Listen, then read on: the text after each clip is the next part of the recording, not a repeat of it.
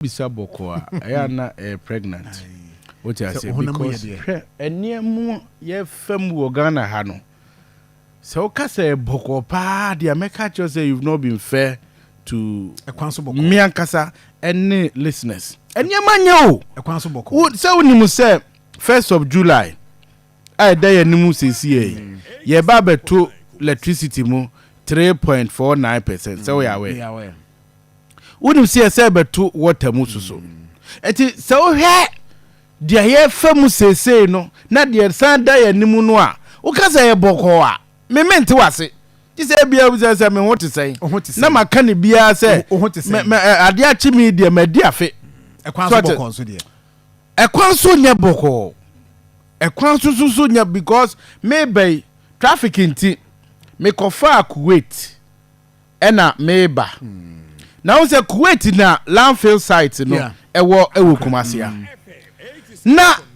bola no pa Q eya do Guinness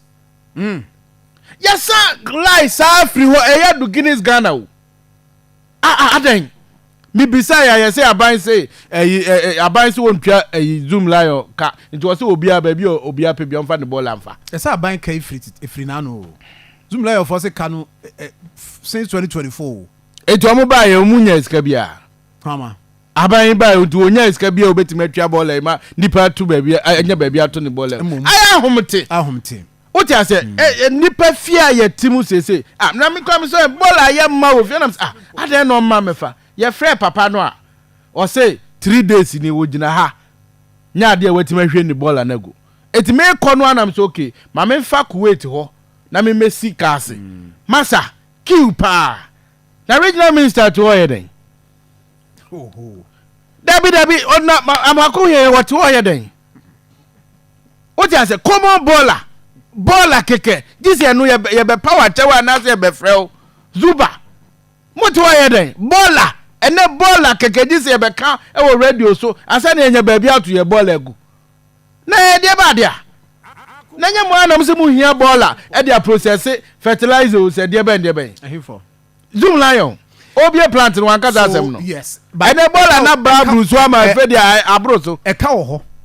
asa ka it anya fertilizer ni biem and there some the facilities no ho ho no ma say ba me akwan yo mo de fa so no de ahomte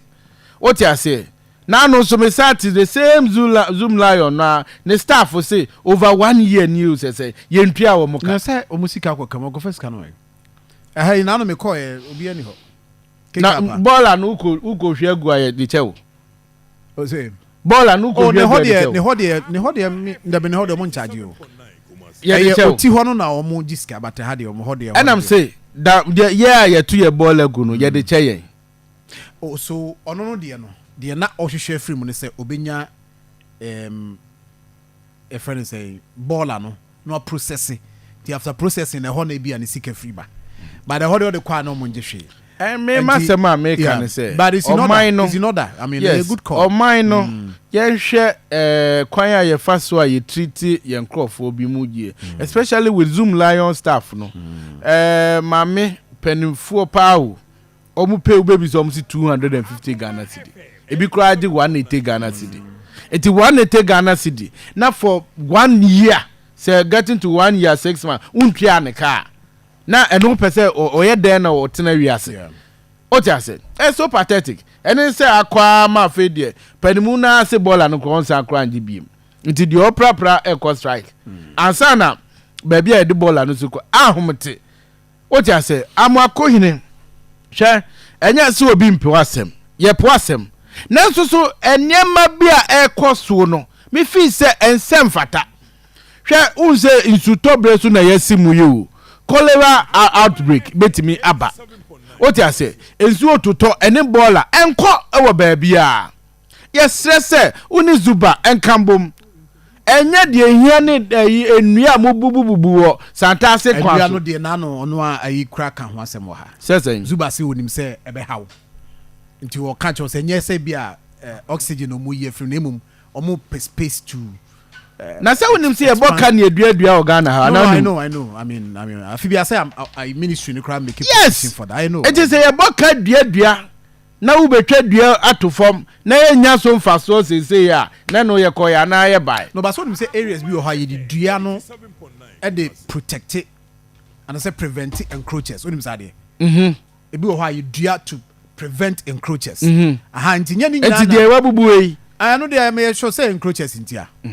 me say de wabubu enua na africa no so wabubu no say what they prevented then ama from fa container mbesi hu ana say na wonya we say ho no ekwan no be fa ho am mo be bi ekwan no